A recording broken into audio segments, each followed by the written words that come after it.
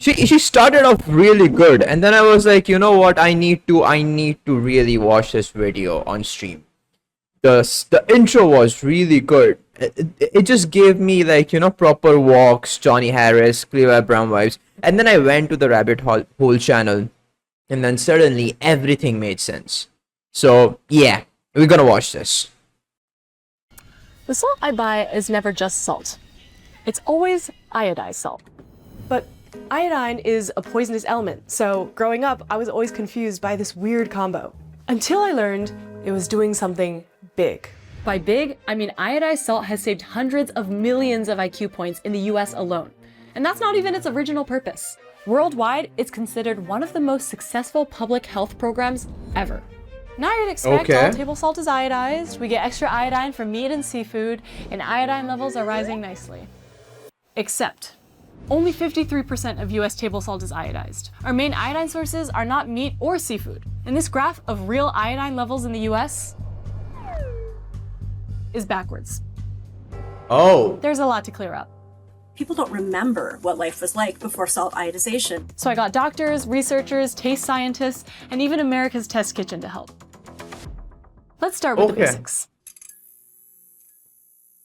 I, the 53rd element on the periodic table, the 60th most abundant element on Earth, and 1799 Whoa. We're starting from very basic. on Amazon. Iodine turns any starch blue or black immediately, like this bread, or even the 5% of starch that's in paper. That's why it's in those pens cashiers use to tell real money from counterfeit money. Now, this is only a 2% solution of iodine. That's because pure iodine is So it's like plastic and paper. It makes poisonous sense. and reactive. I mean, it looks like it. Instead, it's usually diluted like this, or it's bonded with another element by getting an electron from it.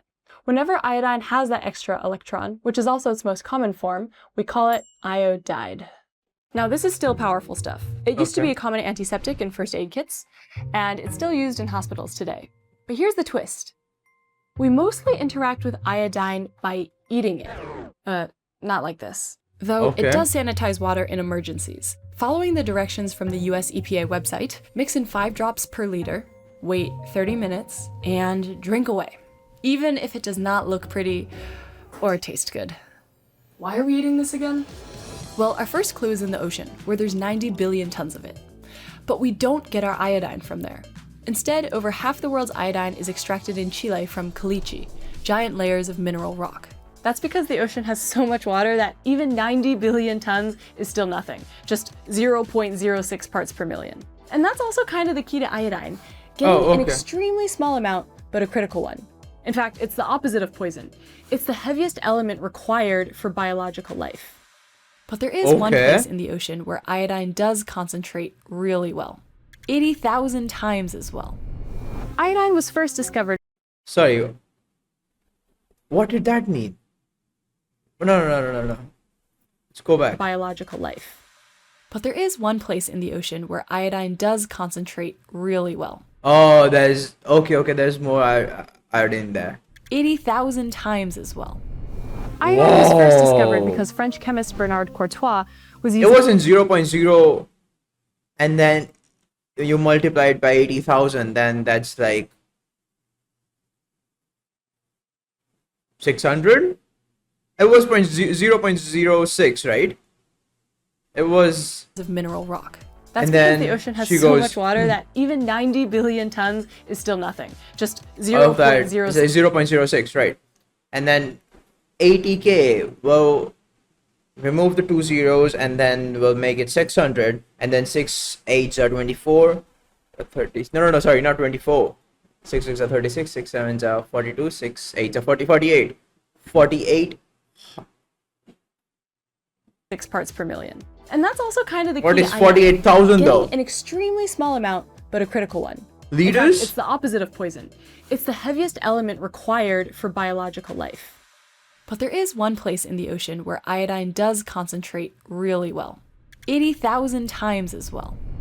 Iodine was first discovered because French chemist Bernard Courtois was using seaweed to manufacture saltpeter, the main ingredient in gunpowder. Very in demand in 1811, Napoleon was actively conquering Europe. Whoa. Are we going to talk about Napoleon? Wait. Wasn't gunpowder founded by Chinese? Now, Courtois regularly cleaned his seaweed containers with sulfuric acid. One day he added a little too much, and a wave of purple fumes billowed up, condensing on his lab surfaces into these dark crystals. A new element. Iodine was named for its signature color. The ancient Greek word for violet-colored is ioides. Ioides. Doctors at the time quickly realized one thing iodine was great at was treating goiters. A goiter is a lump that forms on the side of the neck, and it can range up to the size of a watermelon. These mysterious lumps often appeared that's because of radiation, right? With no other symptoms. Now, as a very visible condition, people have been treating these since ancient times. They just didn't know why it happened, and that it was just a symptom of a much bigger problem. Okay. Is 2 it? years after iodine's discovery, Swiss doctor Jean-François Condé proposed that iodine was the active ingredient in a common goiter remedy, burnt sea sponges. Yum. All right, cool. So he tried giving It wasn't radiation, because it sent me back to that scene from Chernobyl where that female scientist that was sitting, and then her assistant or somebody comes in, and then he goes, there's higher there's something, he notices something, and she checks the radiation levels, and the Röntgens are high. They're getting news from different countries that they are facing high radiation, and she straight up gives him tablets, and it's some iodine tablets, right? iodine solutions. I'm just horribly wrong here. To unbelievable success. The goiters vanished in as fast as 8 days. Then other scientists realized that goiters coincided with low iodine levels in soil and water. Then they discovered iodine in the human thyroid, which happened to be right where goiters popped up. And so by the 1900s, people had started to suspect that maybe, just maybe, something about the thyroid and iodine was the cause of goiters. So what is this wild thing doing in our thyroids? Well, the purpose of the thyroid, which sits right here, is mainly just to produce two hormones, T3 and T4. Triode. These go into your blood to control cell metabolism, basically setting the pace for how all energy is used in your body to grow and develop. Okay. The key element in these hormones is iodine. Why are they in the throat though? Why aren't they down there? Why are they in the throat? 3 and 4 actually stand for how many iodine atoms they each have. Okay. The thyroid is governed by something else. The pituitary gland makes it produce T3 and 4 by releasing its own thyroid-stimulating hormone, or TSH. When your blood has too much T3 and T4, it's the pituitary gland that gets the signal to release less TSH and slow the thyroid down. But it's a tough boss. If you don't have the iodine to make enough T3 and T4, the pituitary gland never gets the signal to release less TSH.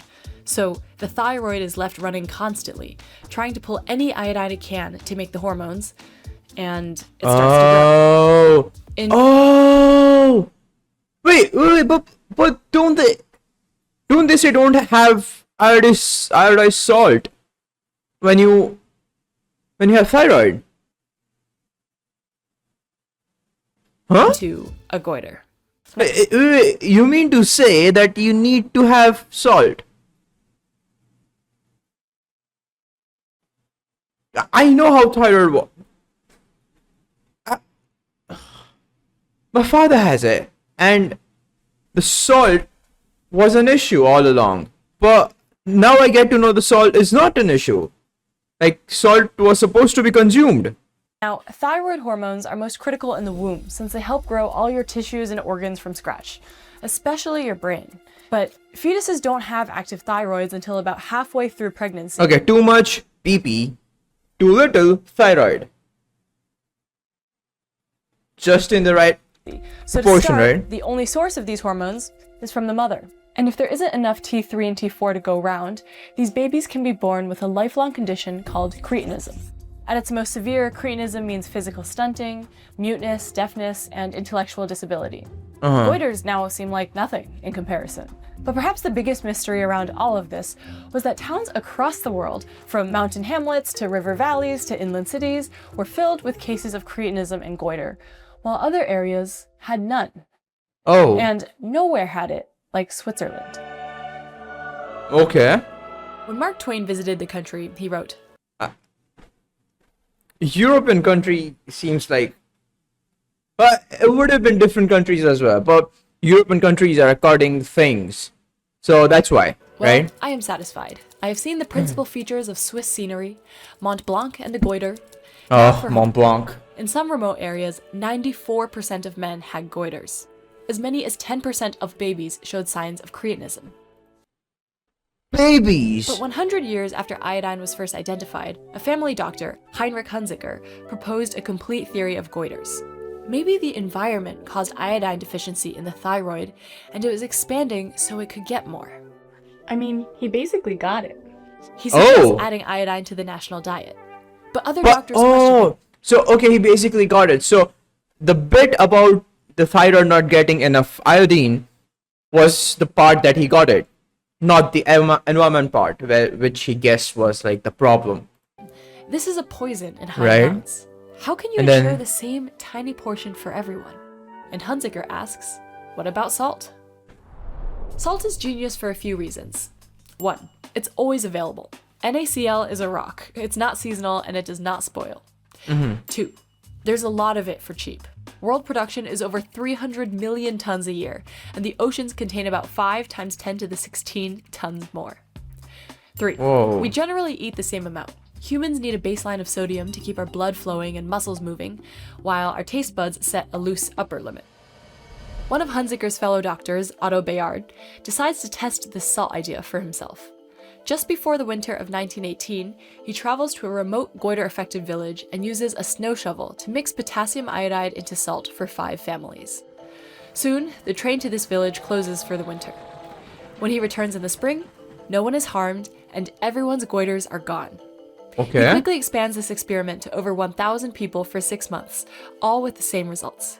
Ooh, In 1922, oh. our humble family doctors Hunziker and Bayard, as well as 14 Swiss health leaders, form a commission to implement iodized salt nationally.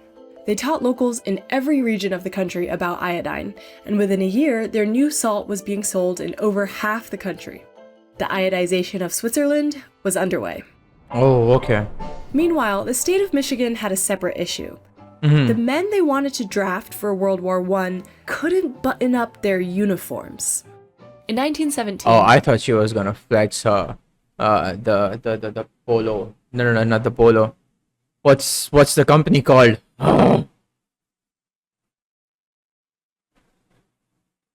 Famous U.S.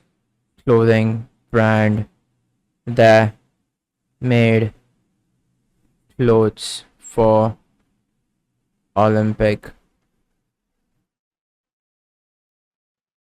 teams. Ralph Lauren. Yeah, Ralph more Lauren. than That one. 20,000 men in northern Michigan were ineligible for military service because of goiters. It was the biggest reason for medical disqualification in the area. Things were even worse for children.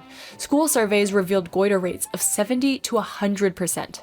For decades, Whoa. this entire northern band across the US was nicknamed the Goiter Belt. Oh, But after the war, reports wait, what was it? The Northern Band.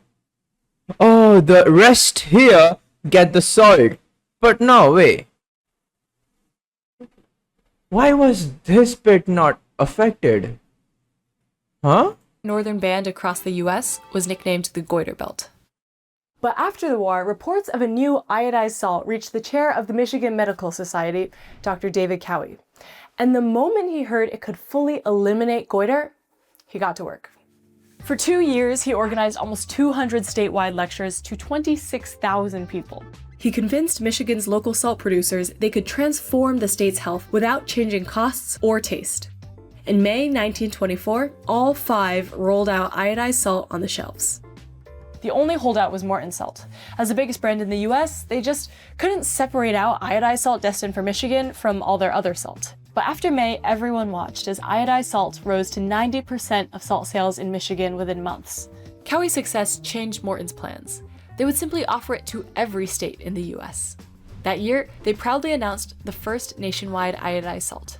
While still no one knew why these places had goiters to begin with, the results of these twin initiatives in the 1920s were immediate.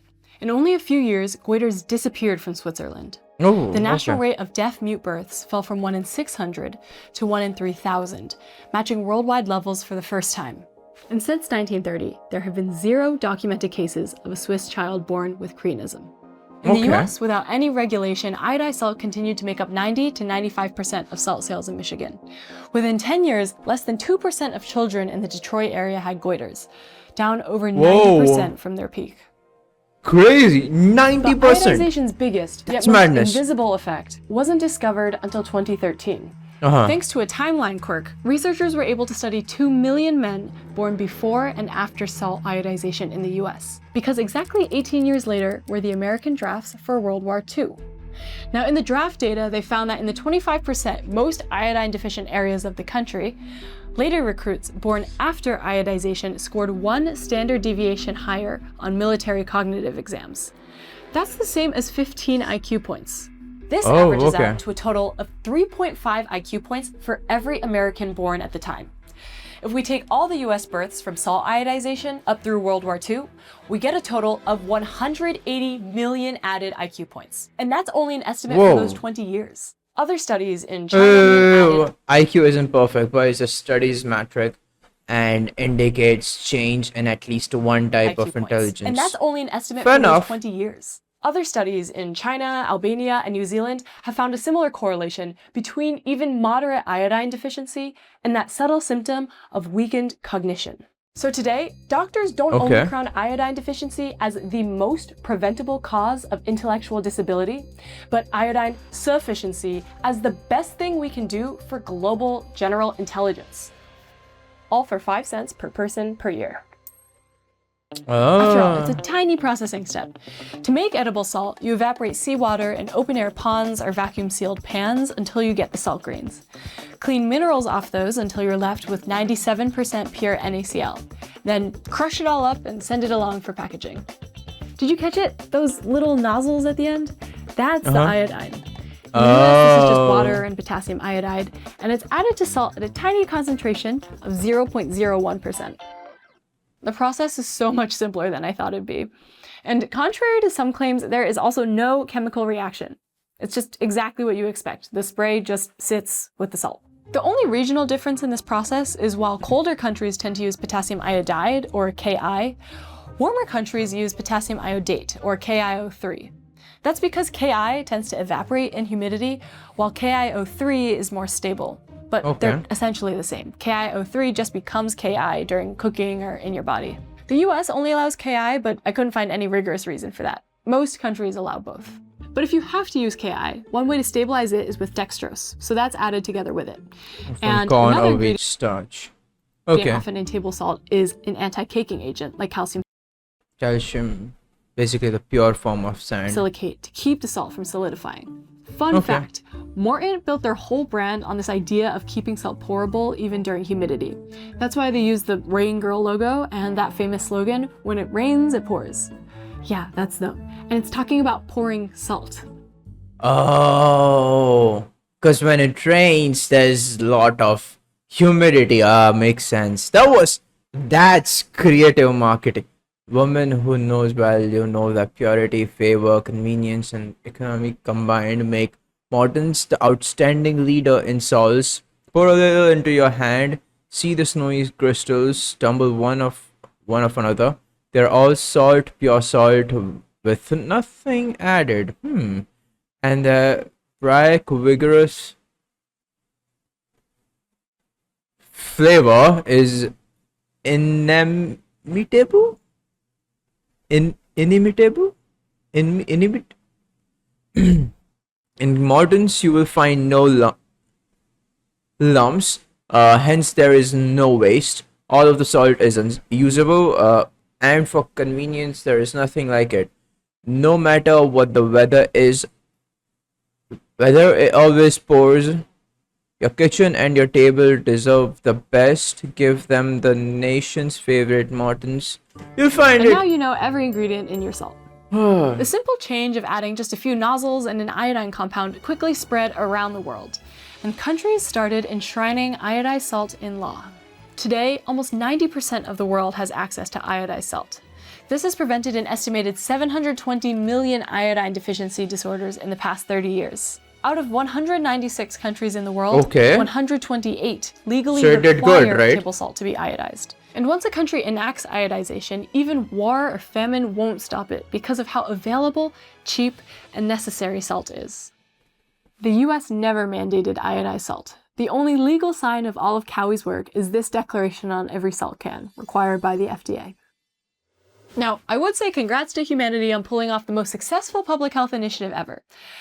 But I can't just yet, because 1 billion people still don't have access to iodized salt. Over 200 million people still have goiters. An estimated 5 million babies are still born with iodine deficiency disorders each year. And the scary part is, the numbers are going up. A lot of countries started Okay. to become a little bit blasé, maybe. That's Dr. Elizabeth Pierce, one of the world experts on this Okay. subject. All of the funding sometimes gets pulled away, all the attention gets pulled away, and there have been a number of places where we've seen some backsliding. The thing is, so many chefs say we don't need iodized salt anymore. These days, we can get sufficient amounts of iodine from natural sources, as long as Okay. your diet is diverse and full of iodine-rich foods such as seafood and dairy.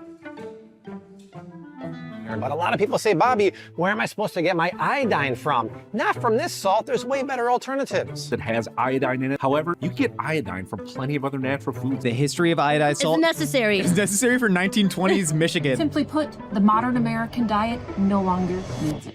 Let me blow some minds. The iodine in this ham versus the salmon versus the celery versus these olives is all about the same. Almost nothing. Like 1/100th of what you need in a day. But people survived before iodized salt, so where do we get our iodine? Back to the ocean for a second. Ideally, when this evaporates and comes down as rain, some of its iodine gets into our soil. It's an even tinier amount than before, but if all your food comes from the soil, you're getting iodine. Unfortunately, enough. many areas don't have soil like this because they're far inland or they get flooded out. But you're truly hard hit if you used to have glaciers. During the Ice Age, glaciers tore away soil layers hundreds of meters deep, completely stripping them of nutrients. This happened most in places where they were actively retreating. Places like Switzerland and the American Midwest. Glaciers. But if you have any iodine in your environment, what matters most is how different foods concentrate it. Luckily, I found a national survey of iodine levels in every food in the US, and I imagine it's similar for other countries. Recommended iodine intake is at least 150 micrograms a day. And all of these following amounts are for 100 grams of food, like all of these are. Most plants, like fruits, vegetables, and grains, only have 1 to 3 micrograms. Most meat That's sad. is under 5 micrograms. Fish isn't reliable. Saltwater whitefish and shellfish have a lot, but others don't even have 1/10 of that. And the two class standouts are, of course, seaweed and iodized salt at 2,100 and 5,200 micrograms. Wow. You should only be getting about a teaspoon of salt per day, so the iodine's calibrated to that. Note, you can eat too much iodine, but it's hard to do on a normal diet. You'd probably tap out on the salt before you did on the iodine. But the primary source of iodine in the US is none of the above. Almost half of our iodine intake is just dairy. Sure, we eat it a lot more than other high iodine foods, but why does dairy have so much iodine? Maybe unsurprisingly, some iodine is put in cow feed to prevent their own thyroid issues. That's part of it. But remember from the very beginning of the story how iodine is an antiseptic? Well, it's used to clean cows and milking equipment, so a little bit just mixes into the milk. I can't believe I'm talking about milking cows 2 videos in a row. I'm gonna say it again because it's so wild. Iodine may primarily enter our diet because it's in the cleaner they use to sanitize farm equipment. So Australia historically was very iodine deficient. In the 1980s, they did some small studies that suggested that the iodine deficiency had been fixed. And then there was this big outcry about contaminants in the milk supply. And they removed all of the use of these iodine-containing cleansers from the dairy industry, and effectively overnight, the whole country became iodine deficient. But relying on this is risky for many reasons. Actually, one big factor in falling iodine levels, down 50% in the US over the last 50 years, is the rise of plant-based milks. These have no iodine. Ugh. And one group this especially impacts is Asian women from 15 to 44 years old, the group with the lowest median iodine levels in the US. Oh.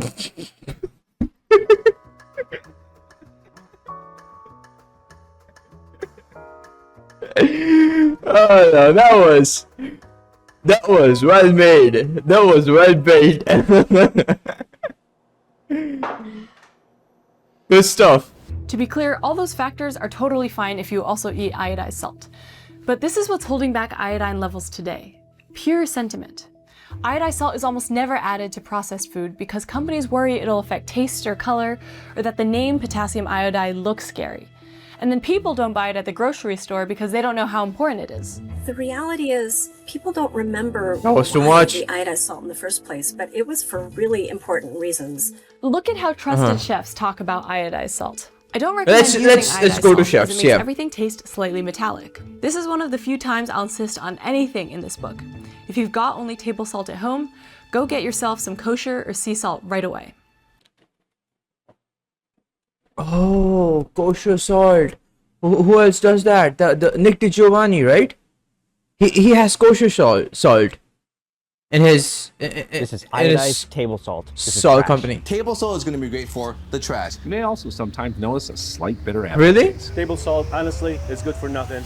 But every expert I asked said, There really is not good evidence, as far as I'm aware, that you can really taste the difference.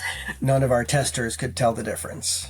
On average, people cannot tell the difference. online, this Okay, is if he's saying it, I mean, the biggest debate I see around iodized salt. Does it actually taste worse or not? So no. It wasn't racially integrated. It wasn't like, oh, a white dude is. No. It wasn't that. It wasn't that. let's It just wasn't do that. it. While speaking to Dr. Gary Beauchamp for this video, a leading scientist on both salt and taste, I learned how to run a proper taste test. And then I called up the best food experts out there to do it with me. So I emailed America's Test Kitchen kind of on a whim. Was like, hey, I swear I've done a lot of really cool research into iodized salt and we should do a really cool experiment. And they agreed to do it somehow. And we'll see how it goes. It is such a cool setup you guys have here. It feels cool, isn't it? So you guys have Whoa. this whole spirit of rigor. I mean, that's why I reached out. You guys are famous for this. Right. How do you guys make sure that all your tests are rigorous? What's the process? We really want to question the things that I think most people hold as axiomatic. Things that you just believe are true because they're true. You know, things like searing a steak seals in the juices, or, you know, Is that not true? That's definitely not true. What? Sometimes we've got a pressing question, and the only way to really know the answer to it is to test it. You take the steak out, and then you rest it, and then you put the herbs on top, and then with actual testers. So we're doing this double-blinded. yes, I've watched Gordon Ramsay.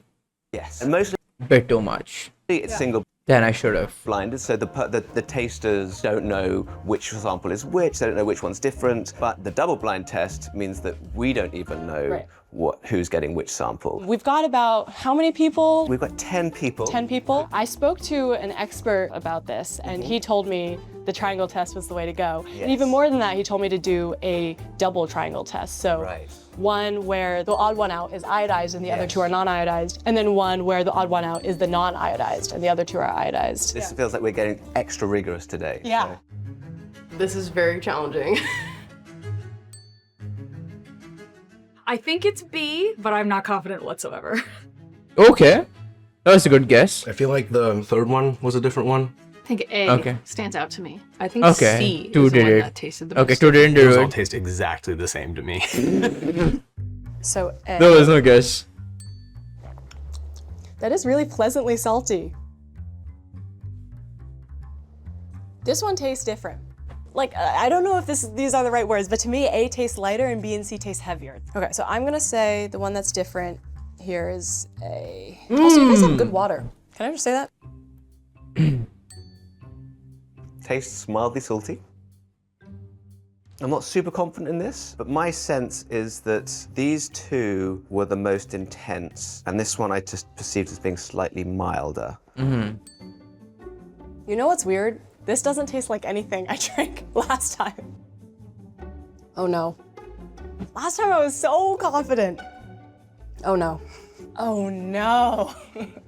But okay, when I drank A, I didn't feel like it was a new one. I'm gonna coin flip on C, I think. Less intense? Less intense? Okay. Less intense, more intense, more intense. So I'm going to go for A. Is the odd one out.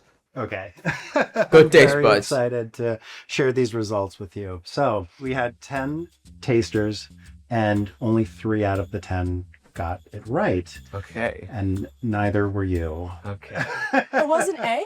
No, it was in the first round. B was the iodized sample. Okay. That was the odd sample out. Okay. Interestingly, when you tasted B, you both had a reaction that this one was really different, but then with the third sample, I think you got a little bit mixed up. In round 2, there were 2 iodized and 1 non-iodized samples. Yep. The test was flipped. In that test, A was the non-iodized. Oh my god, I completely failed.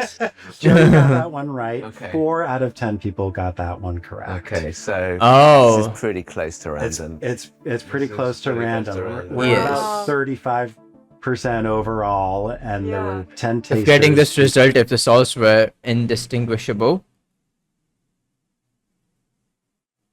samples may Christ each. be with This you, doesn't man. feel like a significant It result. really doesn't, yeah. May We God did be our best with to you be for that rigorous, but math. it's a small group, so I also have the results of 34 studies on iodized salt in food. I told you, this is a heated debate. No changes, no changes, no changes, except mortadella had a tiny color shift. No changes, no changes, no changes, except a single lemon flavoring got less sweet. No changes with KI, but KIO3 occasionally have minor effects. No changes, no changes, no changes. Food manufacturers, I'm looking at you. It was also good for me to remember that this isn't a yes or no question. Everything has a taste, including iodine. It's just how noticeable is 0.01% of it in salt. So don't take our word for it. Test yourself at home, and please, discuss your results.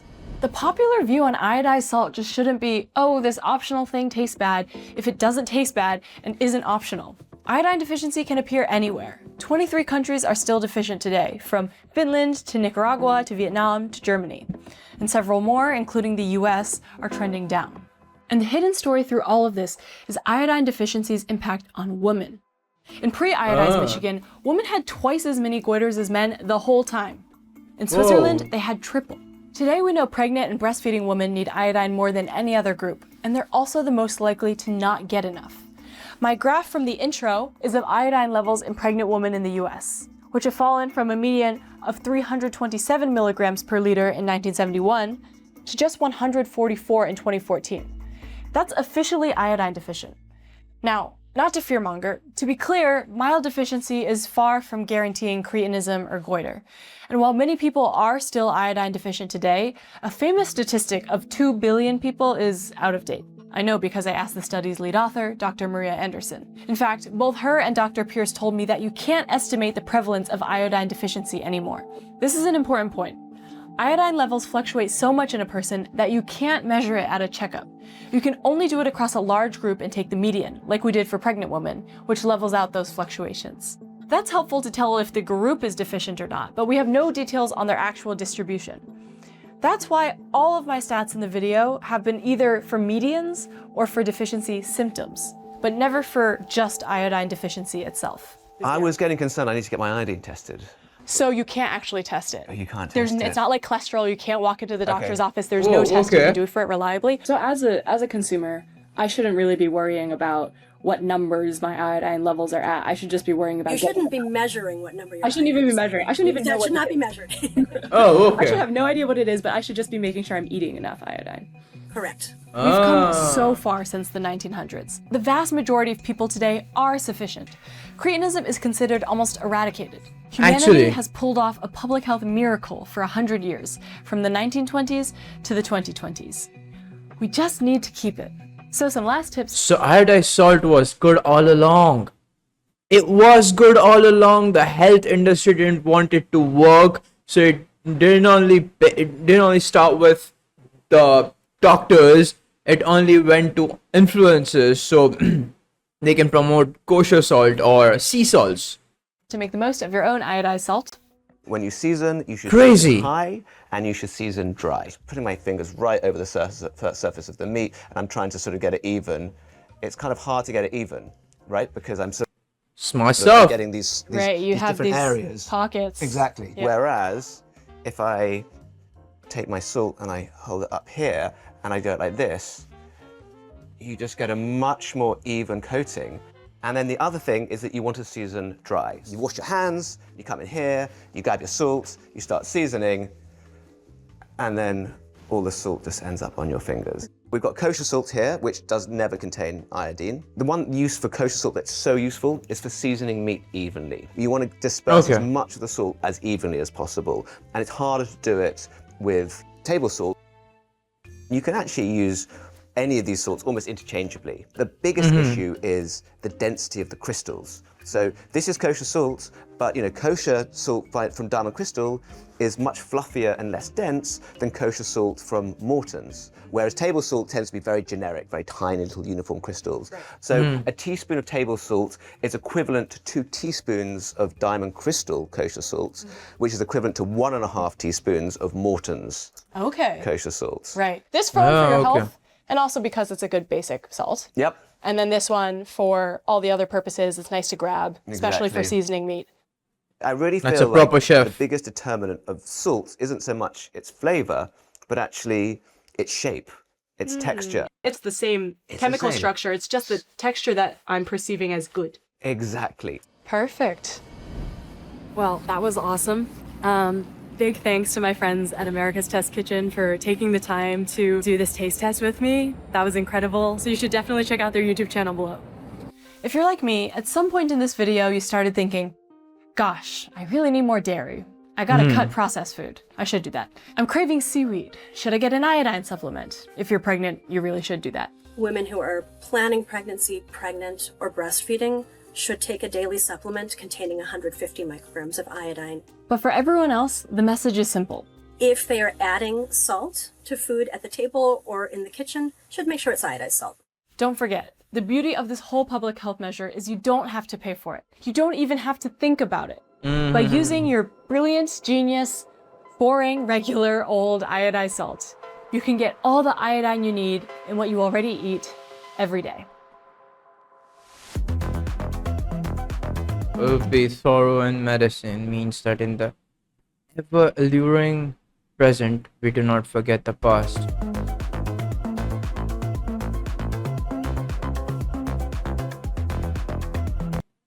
Oh, okay, okay.